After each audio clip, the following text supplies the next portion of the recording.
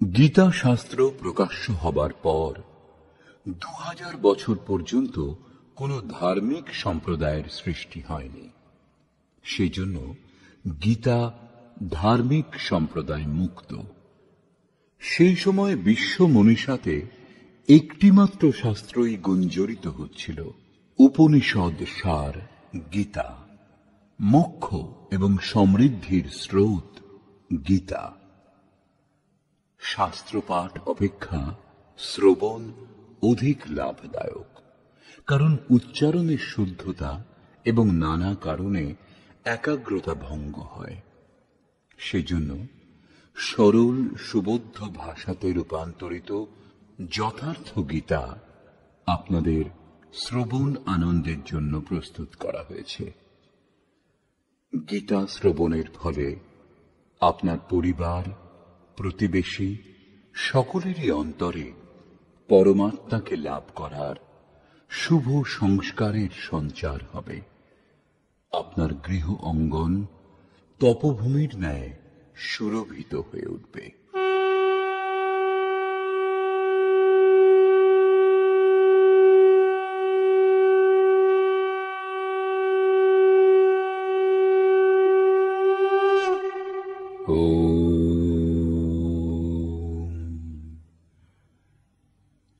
শ্রী পরমাত্মনে নমঃ। যথার্থ গীতা, শ্রীমদ্ ভগবত গীতা, অথ সপ্তম অধ্যায়।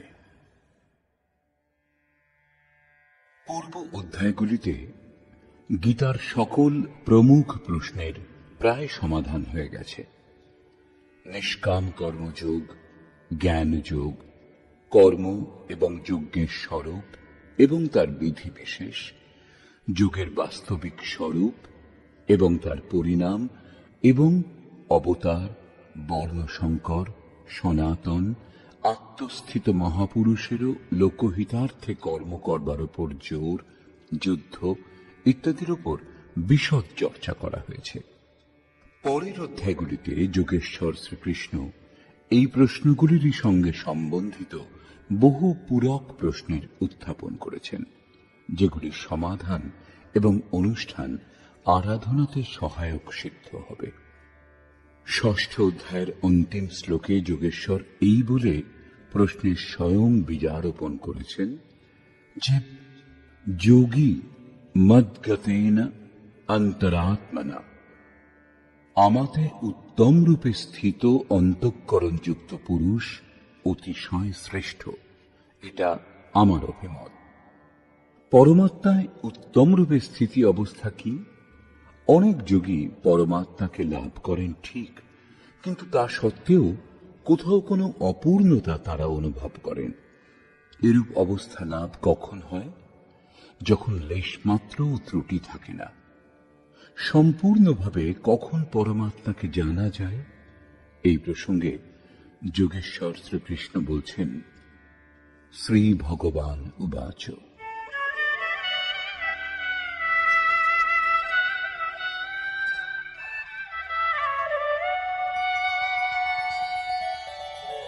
ময়্যাসক্তমনাঃ পার্থ যোগং युञ्जन्मदाश्रयः असंशयं समग्रं माम् यथा ज्ञास्यसि तच्छृणु। পার্থ, তুমি আমাতে আসক্ত, বাহ্য নয়, মাদাশ্রয়া অর্থাৎ মত পরায়ণ হয়ে যোগে সংযুক্ত, ত্যাগ করে নয়, আমাকে নিঃসংশয়ে যে রূপে জানতে পারবে তা শ্রবণ করো, যা জানবার পর লেশমাত্র সংশয় থাকবে না। বিভূতি সকলকে সমগ্রভাবে জানবার উপর পুনরায় জোর দিলেন।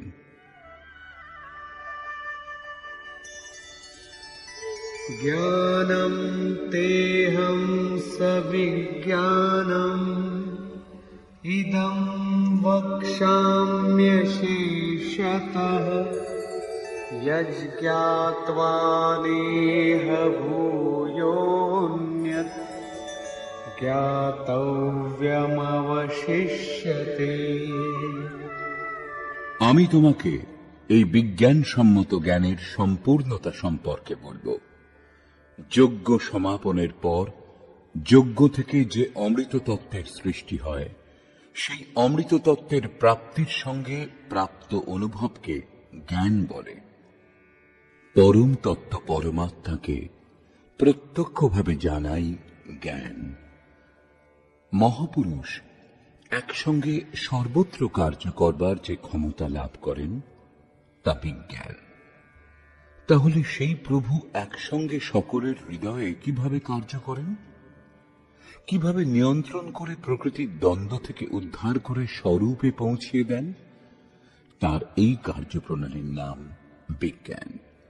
এই বিজ্ঞানসম্মত জ্ঞানের সম্পূর্ণতা সম্পর্কে যা বলবো, যা জানবার পর শুনে নয়, সংসারে আর কিছু জানা বাকি থাকবে না, তাকে জানে এরূপ লোকের সংখ্যা খুবই কম।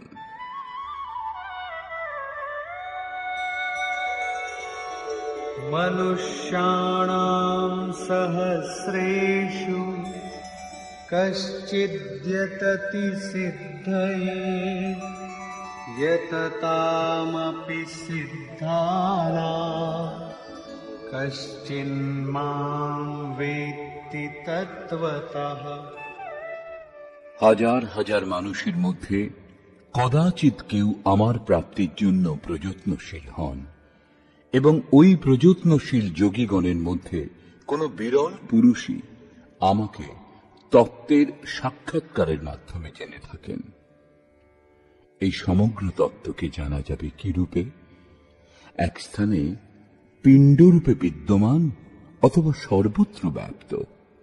এই প্রসঙ্গে যোগেশ্বর শ্রীকৃষ্ণ বলছেন,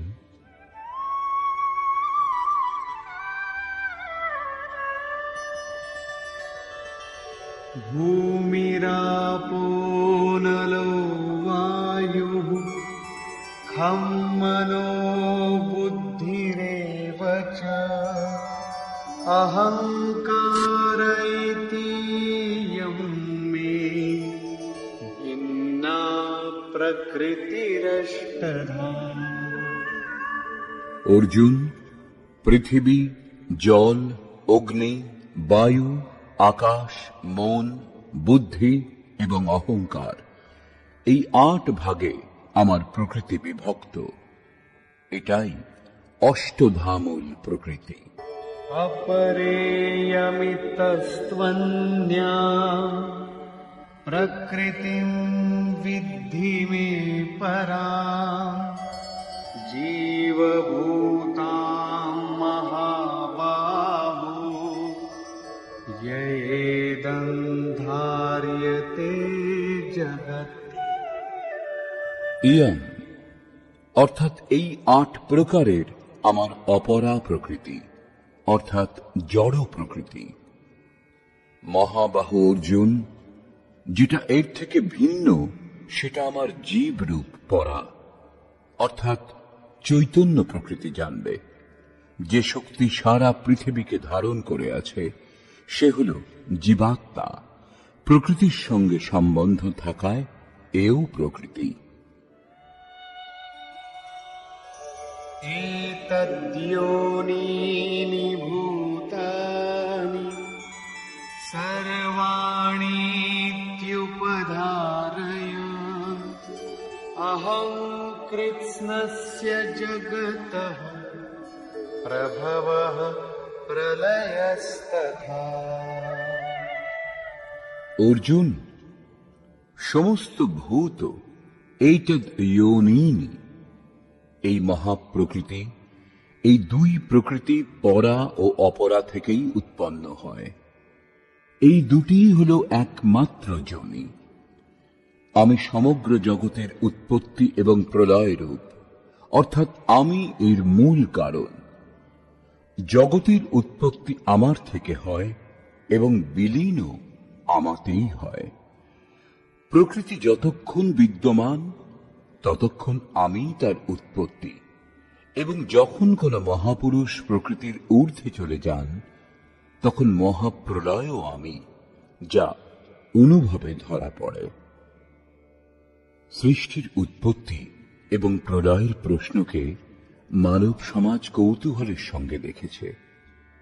বিশ্বের বহু শাস্ত্রে একে কোনো না কোনোভাবে বোঝবার প্রয়াস চলে আসছে। কেউ বলে প্রলয়ে সংসার মজ্জমান হয়, কারো মত অনুসারে সূর্য পৃথিবীর এত কাছে চলে আসে যে পৃথিবী জ্বলে শেষ হয়ে যায়। কেউ একেই প্রলয় বলে। এই মহাপ্রলয়ের দিনই সকলের চূড়ান্ত বিচার হয়। কেউ নিত্য প্রলয়, নৈমিত্তিক প্রলয়ের গণনাতে ব্যস্ত আছে, কিন্তু যোগেশ্বর শ্রীকৃষ্ণের অনুসারে প্রকৃতি অনাদি, পরিবর্তন হয়েই চলেছে, কিন্তু কখনো ধ্বংসপ্রাপ্ত হয়নি। ভারতীয় ধর্মগ্রন্থের অনুসারে মনু প্রলয় দেখেছিলেন। তার সঙ্গে 11 জন ঋষি মৎস্য শৃঙ্গে নৌকো বেঁধে হিমালয়ের এক উত্তুঙ্গ শিখরে আশ্রয় নিয়েছিলেন।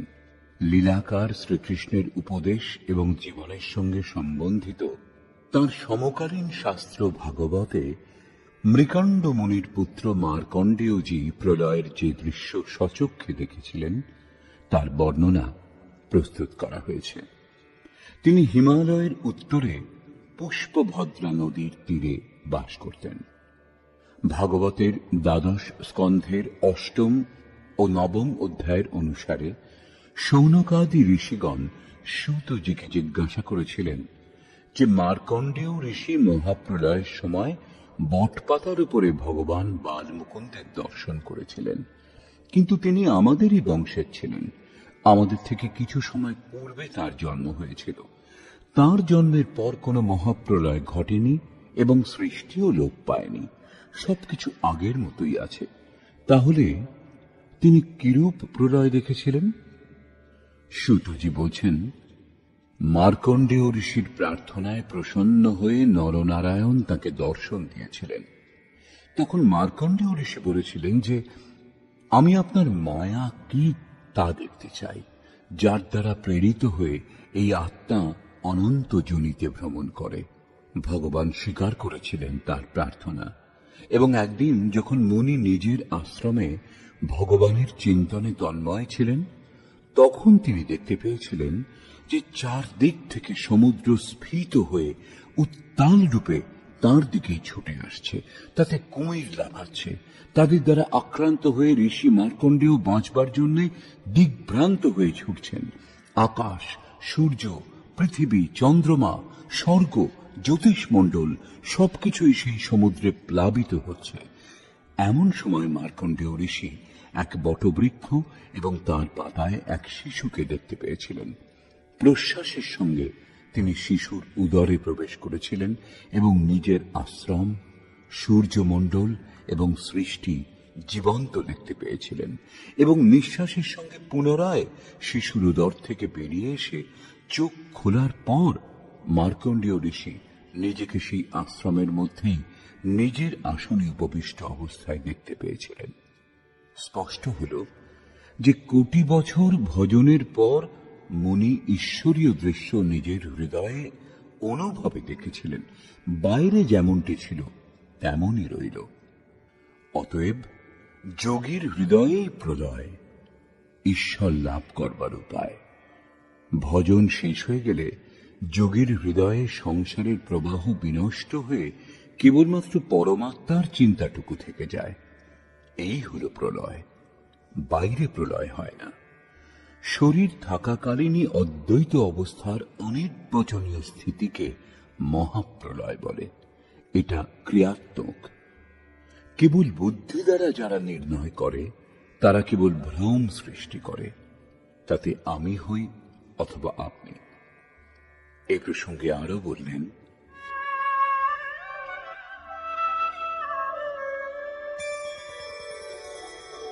मत्तः परतरं नान्यत् किञ्चिदस्ति धनञ्जय मयि सर्वमिदं प्रोतं सूत्रे मणिगणा इव। ধনঞ্জয়, আমা ছাড়া কিঞ্চিন্মাত্র অন্য বস্তু নেই। যেমন সুতোয় মণিসমূহ গাঁথা থাকে, তেমনি সমগ্র জগৎ আমাতে অনুস্যূত।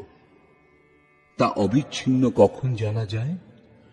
যখন এই অধ্যায়ের প্রথম শ্লোক অনুসারে অনন্য আসক্তি ভক্তি দ্বারা আমার প্রতি নিষ্ঠাবান হয়ে যোগে সেই রূপ প্রবৃত্ত হবেন।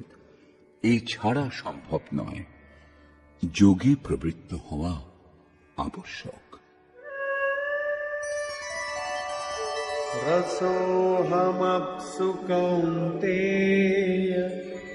प्रभास्मि शशिसूर्ययोः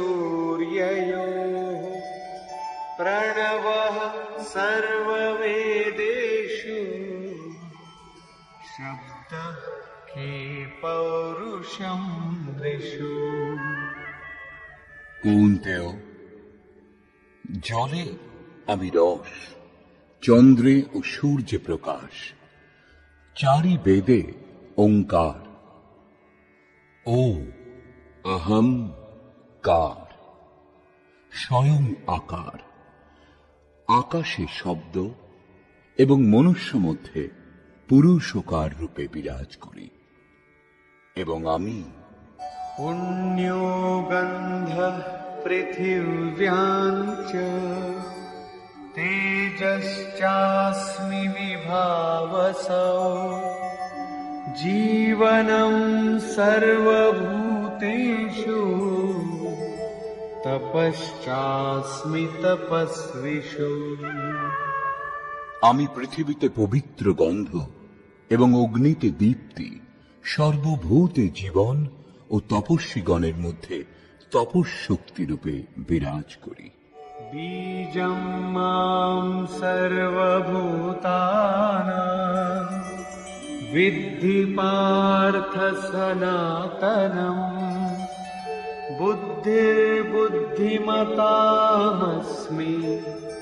तेजस्तेजस्विनामहम्। পার্থ, তুমি আমাকে সকল ভূতের সনাতন কারণ অর্থাৎ বীজ বলে জানবে। আমি বুদ্ধিমান গণের বুদ্ধি এবং তেজস্বী গণের তেজস্বরূপ। এই ক্রমে যোগেশ্বর শ্রীকৃষ্ণ বলছেন,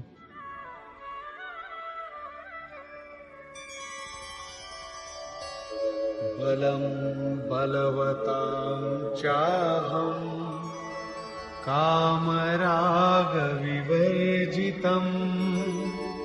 धर्माविरुद्धो भूतेषु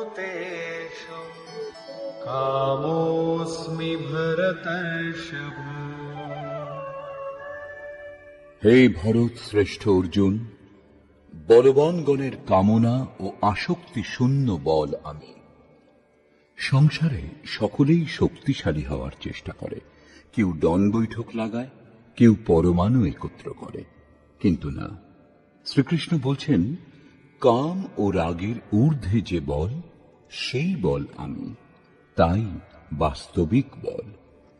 সর্বভূতে ধর্মের অনুকূল কামনা আমি।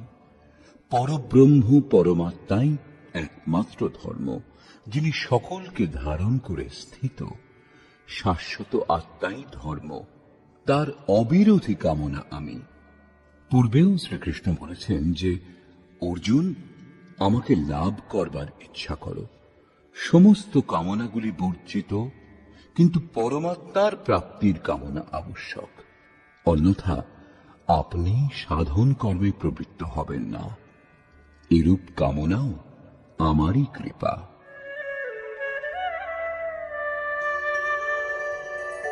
ये चैव सात्विका भावा राजसास्तामसाश्च ये मत्त एवेति तान् विद्धि न त्वहं तेषु ते मयि। সাত্ত্বিক, রাজসিক ও তামসিক গুণ থেকে উৎপন্ন আরো যে সমস্ত ভাব আছে তা তুমি আমা থেকেই উৎপন্ন জানবে, পরন্তু বাস্তবে তাদের মধ্যে আমি এবং তারা আমাতে নেই, কারণ আমি তাদের প্রতি অনুরক্ত নই এবং তারাও আমাতে স্থিত নয়, কারণ আমার কর্মে স্পৃহা নেই, আমি নির্লিপ্ত। এই ভাবগুলি থেকে আমার কিছুই লাভ করার নেই, সেই জন্য আমাতে প্রবেশ করতে পারে না। এরূপ হওয়া সত্ত্বেও যেরূপ আত্মার উপস্থিতিতেই দেহের ক্ষুধা তৃষ্ণা অনুভব হয়, আত্মার অন্ন অথবা জলে কোনো প্রয়োজন নেই, সেইরূপ প্রকৃতি পরমাত্মার উপস্থিতিতেই নিজের কাজ করতে সমর্থ হয়। পরমাত্মা প্রকৃতির গুণ এবং কার্য থেকে নির্লিপ্ত থাকে।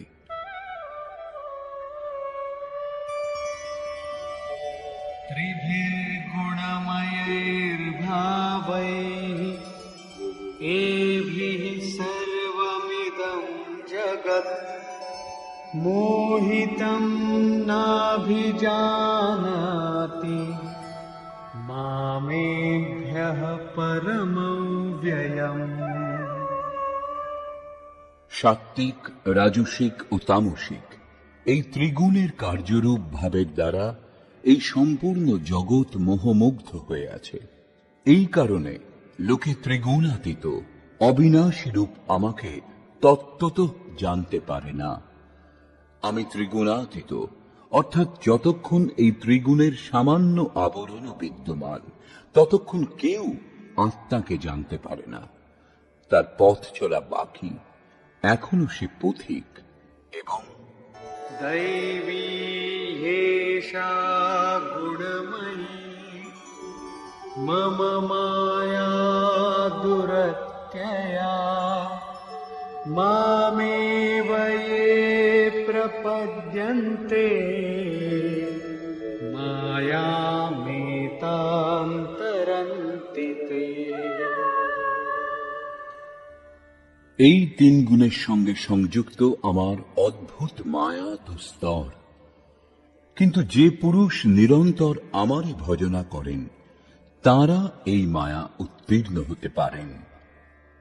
এটা দৈবী মায়া, পরন্তু ধূপধুনো দিয়ে এর পুজো আরম্ভ করে দেবেন না, যেন উত্তীর্ণ হতে হবে। न मां दुष्कृतिनो मूढाः प्रपद्यन्ते नराधमाः मायया परितज्ञानाः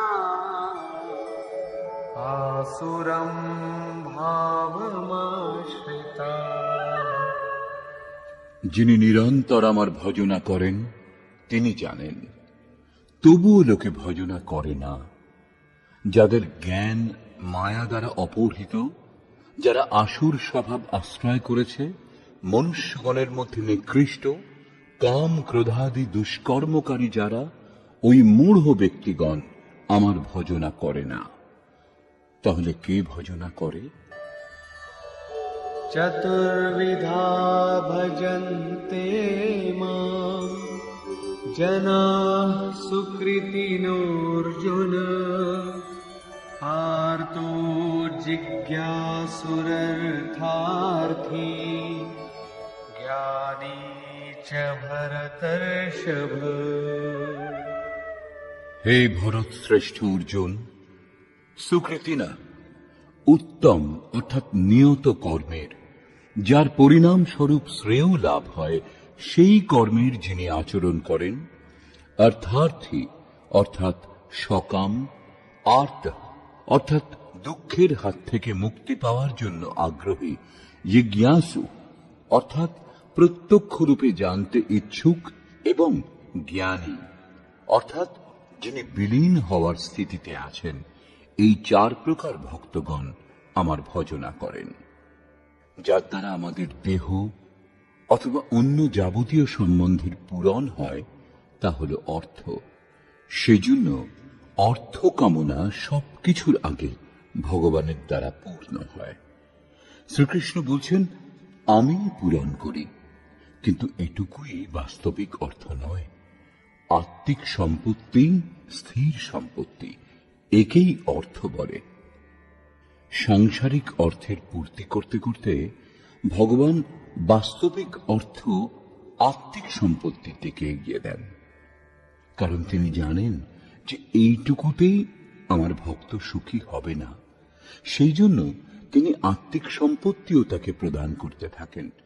লোক লাভ পরলোক নিবাহ, অর্থাৎ এই লোকে লাভ এবং পরলোকে নির্বাহ, এই দুই ভগবানের বস্তু। নিজের ভক্তকে তিনি রিক্ত রাখেন না।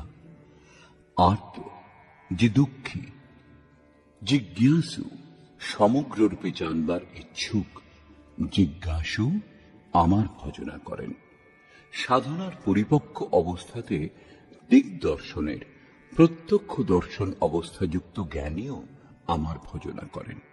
এইরূপ 4 স্তরের ভক্ত আমার ভজনা করেন, যাদের মধ্যে জ্ঞানী শ্রেষ্ঠ, অর্থাৎ জ্ঞানীও ভক্তই। এদের মধ্যেও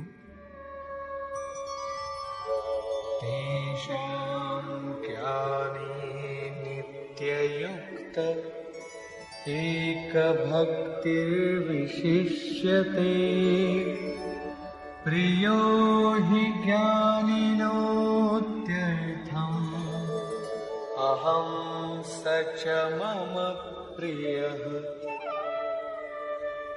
অর্জুন, এই 4 প্রকার ভক্তের মধ্যেও নিত্য আমাতে একইভাবে স্থিত অনন্য ভক্ত জ্ঞানী বিশিষ্ট। কারণ সাক্ষাৎকার করে যিনি আমাকে জানেন, এইরূপ জ্ঞানীর আমি অত্যন্ত প্রিয়, এবং ওই জ্ঞানীও আমার অতি প্রিয়, কারণ ওই জ্ঞানী মৎস্বরূপ।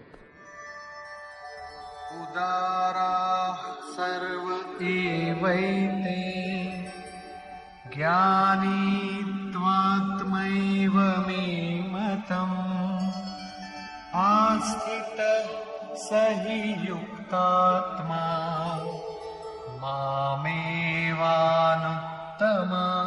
गतिम्। যদ্যপি এই 4 প্রকারের ভক্তই উদার। কি উদারতা করলেন? আপনি ভক্তি করলে ভগবানের কি কিছু লাভ হয়? ভগবানের কি কিছুর অভাব আছে যা আপনি পূর্ণ করে দিয়েছেন? না, প্রকৃতপক্ষে তিনিই উদার, যিনি নিজের আত্মাকে অধোগতিতে নিয়ে যান না, যিনি তাকে উদ্ধার করবার জন্য এগিয়ে এসেছেন। এই রূপে এরা সকলেই উদার। পরন্তু জ্ঞানী সাক্ষাৎ আমার স্বরূপ, এরূপ আমার অভিমত। কারণ সেই স্থির বুদ্ধি জ্ঞানী ভক্ত সর্বোত্তম গতি স্বরূপ আমাতেই স্থিত, অর্থাৎ তিনি আমি, তিনি আমাতেই স্থিত। আমাতে এবং তাতে কোনো ভেদ নেই। এই প্রসঙ্গে পুনরায় জোর দিলেন।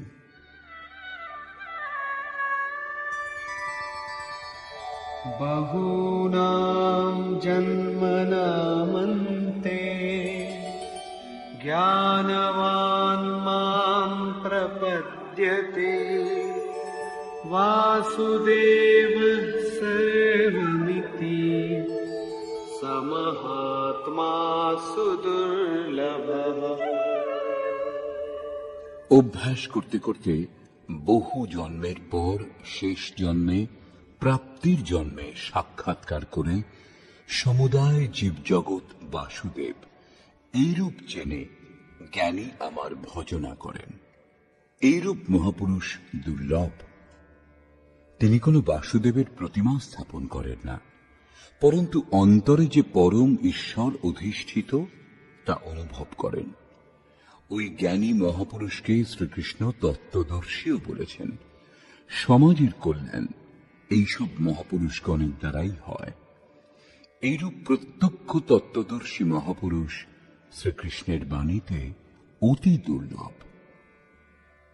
যখন শ্রেয় এবং প্রিয়, অর্থাৎ মুক্তি এবং ভোগ ভগবানের কাছ থেকেই লাভ হয়, তখন সকলেরই একমাত্র ভগবানের ভজনা করা উচিত।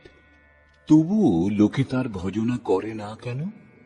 শ্রীকৃষ্ণেরই বাণীতে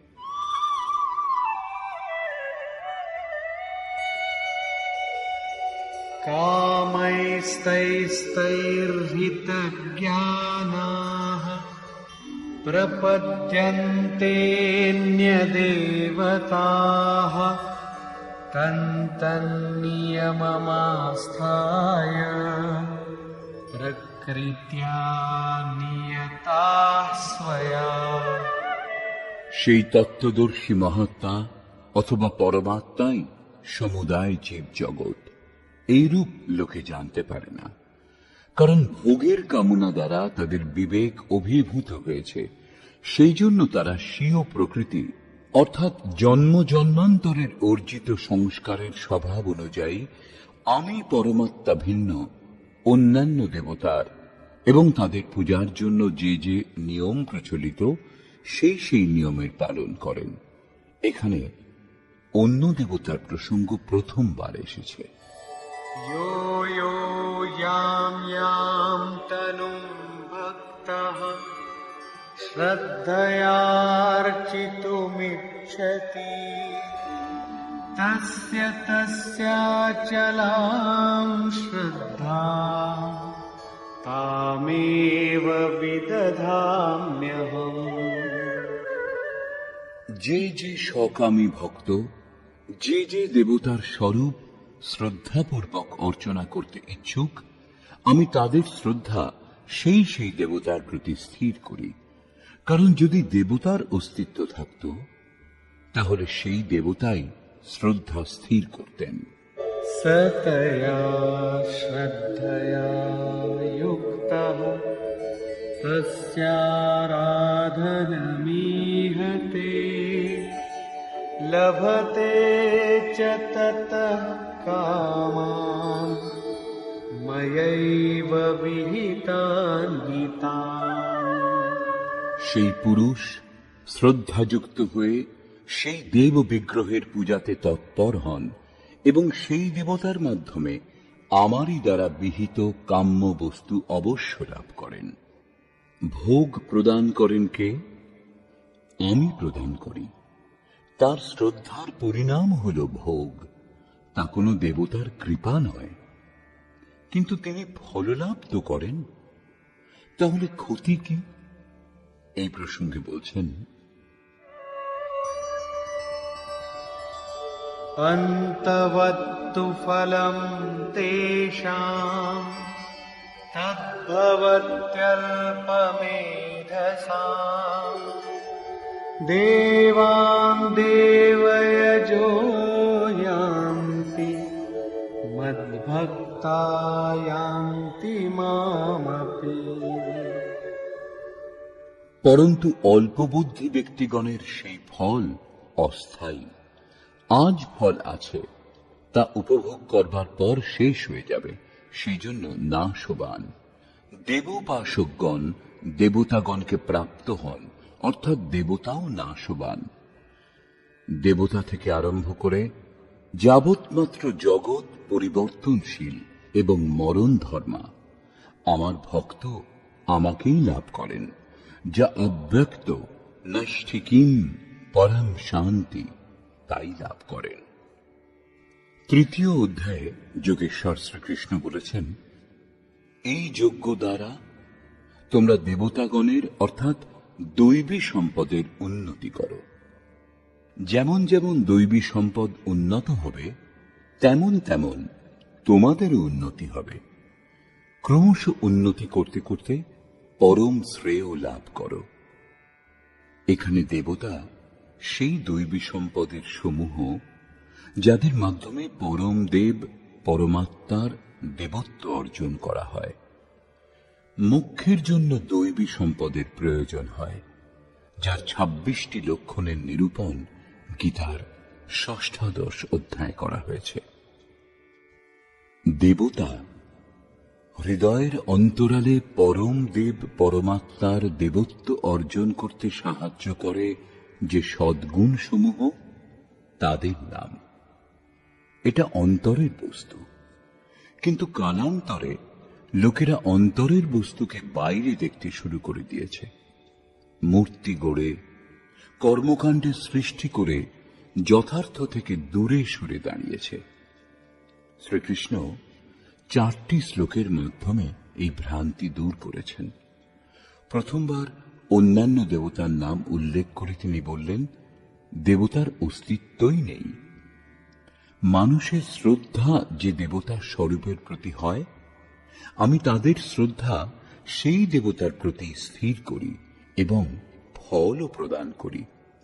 সেই ফলও নাশবান, ফল নষ্ট হয়ে যায়, দেবতা নষ্ট হয়ে যায় এবং দেবভক্তও বিলুপ্ত হয়ে যায়। যাদের বিবেক লোপ পেয়েছে সেই মূঢ়গণই অন্যান্য দেবতাগণকে পুজো করেন। শ্রীকৃষ্ণ এও বলেছেন যে অন্যান্য দেবতাগণকে পূজা করার বিধানই অযৌক্তিক।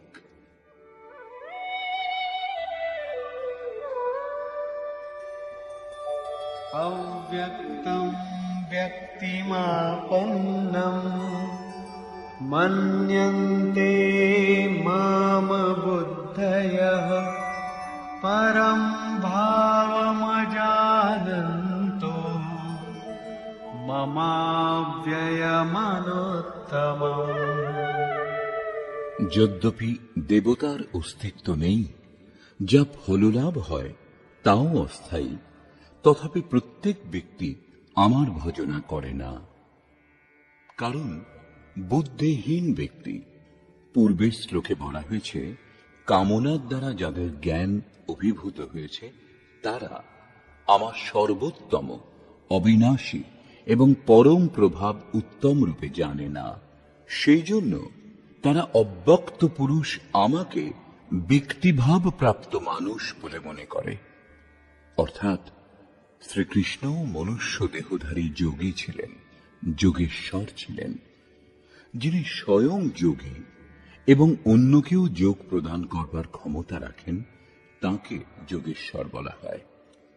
সঠিক পথে সাধনা করে ক্রমশ উন্নতি করতে করতে মহাপুরুষও সেই পরম ভাবে স্থিত হন। দেহধারী হয়েও তিনি সেই অব্যক্ত স্বরূপে স্থিত হন।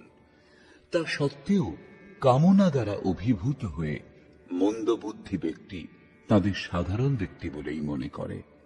সেই মন্দবুদ্ধি ব্যক্তিগণ চিন্তা করে যে এদের জন্ম তো আমাদেরই মতো হয়েছে, তাহলে এরা ভগবান কি করে হতে পারেন? তাদের এই ধরনের বিচারে দোষ কোথায়? দৃষ্টিপাত করলে তো দেহটাই দেখা যায়। তারা মহাপুরুষের যথার্থ স্বরূপ দর্শন করতে অসমর্থ হয় কেন? এই প্রসঙ্গে যোগেশ্বর শ্রীকৃষ্ণ বললেন,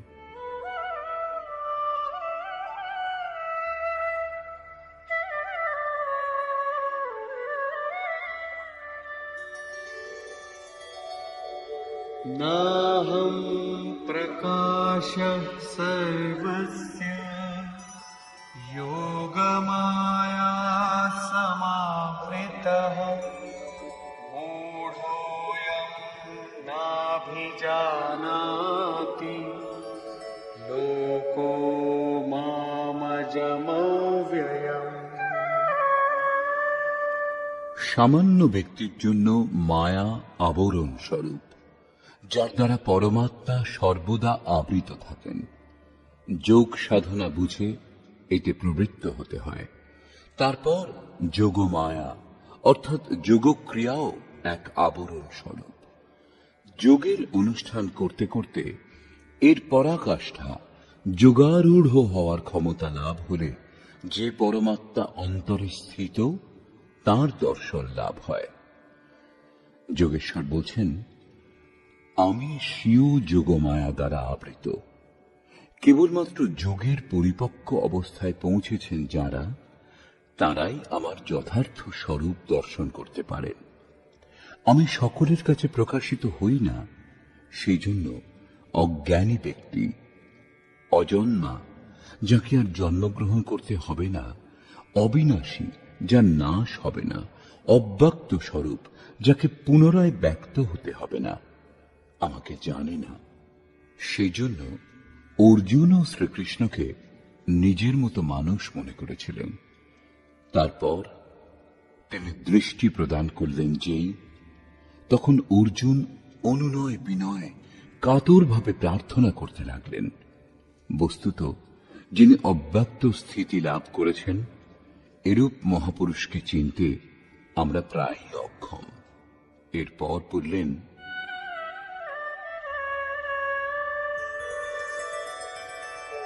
वेदाहं समतीतानि वर्तमानानि चार्जुन भविष्याणि च भूतानि मां तु वेद न कश्चन।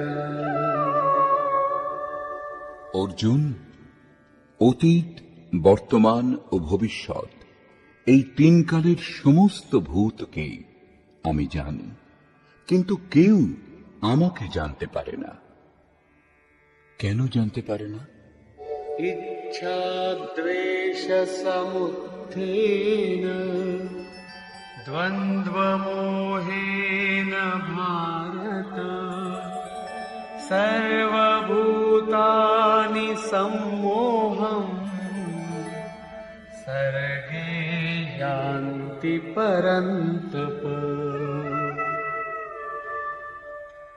ভরত বংশীয় অর্জুন ইচ্ছা এবং দেশ অর্থাৎ রাগ দেশাদি দ্বন্দ্বের মোহ দ্বারা সংসারের সমস্ত প্রাণী অত্যন্ত মোহমুগ্ধ, সেই জন্য আমাকে জানতে পারে না। তাহলে কি কেউ জানবে না? যোগেশ্বর শ্রীকৃষ্ণ বলছেন, त्वन्तगतं पापं जनानां पुण्यकर्मणां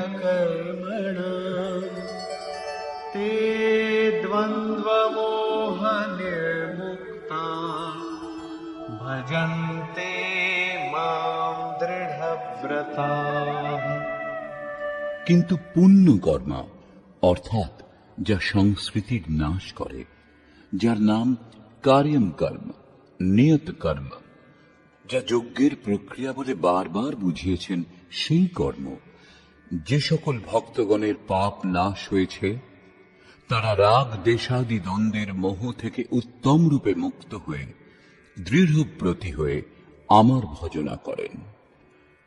কেন ভজনা করেন?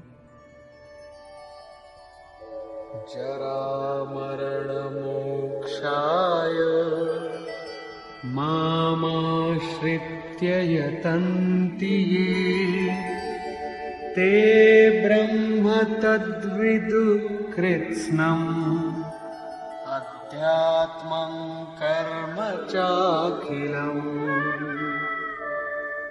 যারা জরা ও মৃত্যু থেকে মুক্তি লাভের জন্য আমাকে আশ্রয় করে প্রযত্ন করেন, তারা সেই ব্রহ্ম, সমগ্র অধ্যাত্ম এবং কর্মসমূহ অবগত হন, এবং এই ক্রমে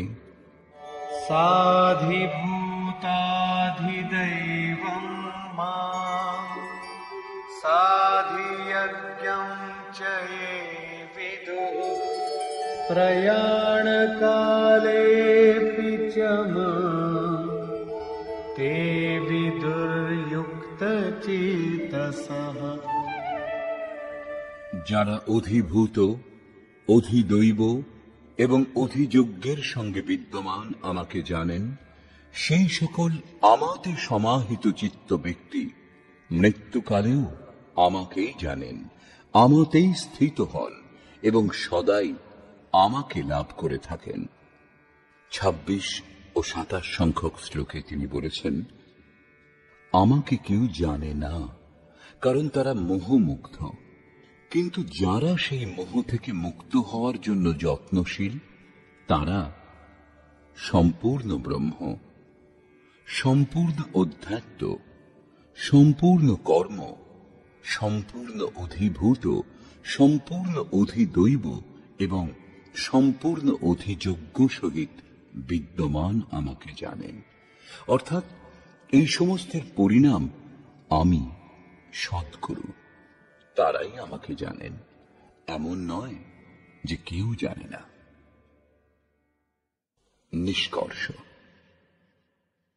বর্তমান অধ্যায়ে যোগেশ্বর শ্রীকৃষ্ণ বললেন যে অনন্যভাবে আমার শরণাগত হয়ে, আমার আশ্রিত হয়ে যিনি যোগে প্রবৃত্ত হন, তিনি সমগ্র রূপে আমাকে জানেন। আমাকে জানবার জন্য শত সহস্র ব্যক্তির মধ্যে কোনো একজন ব্যক্তি প্রযত্ন করেন, এবং এদের মধ্যেও কোনো কোনো পুরুষই আমাকে জানেন। তিনি আমাকে কেবল পিণ্ডরূপে এক দেশেও নয়, পরন্তু সর্বত্র পরিব্যাপ্ত দেখেন।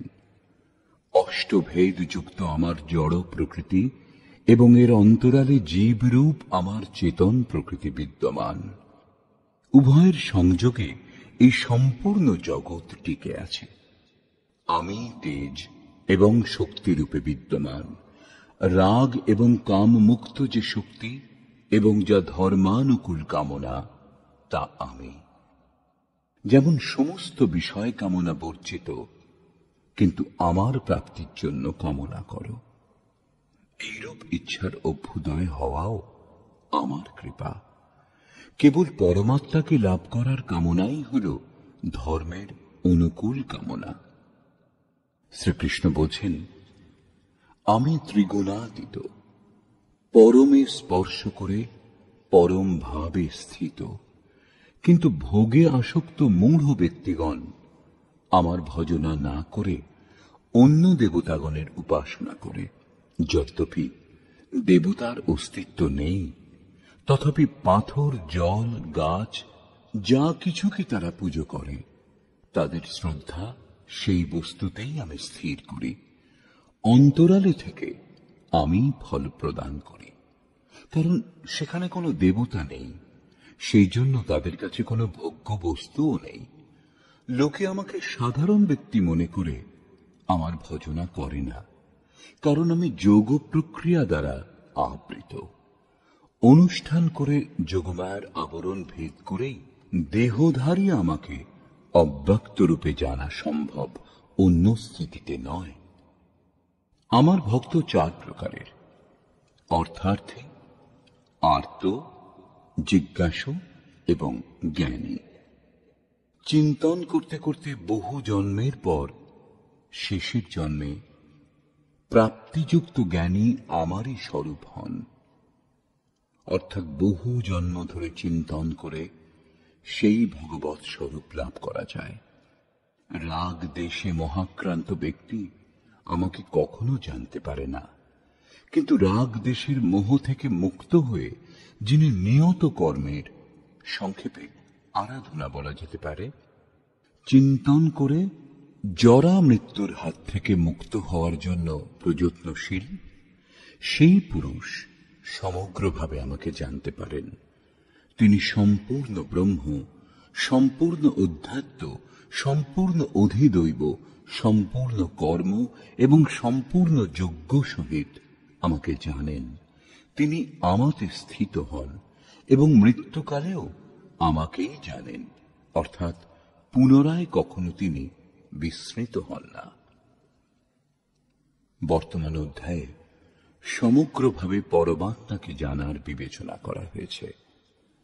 অতএব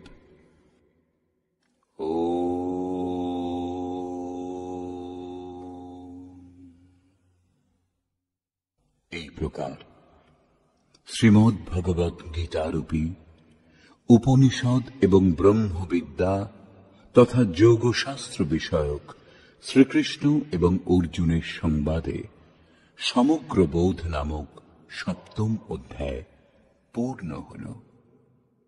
এই প্রকার শ্রীমৎ পরমহংস পরমানন্দজির শিষ্য স্বামী অর্গড়ানন্দকৃত শ্রীমদ্ ভগবদ্ গীতার ভাষ্য যথার্থ গীতাতে সমগ্র বোধ নামক সপ্তম অধ্যায় সমাপ্ত হল। হরি ওম তৎসৎ।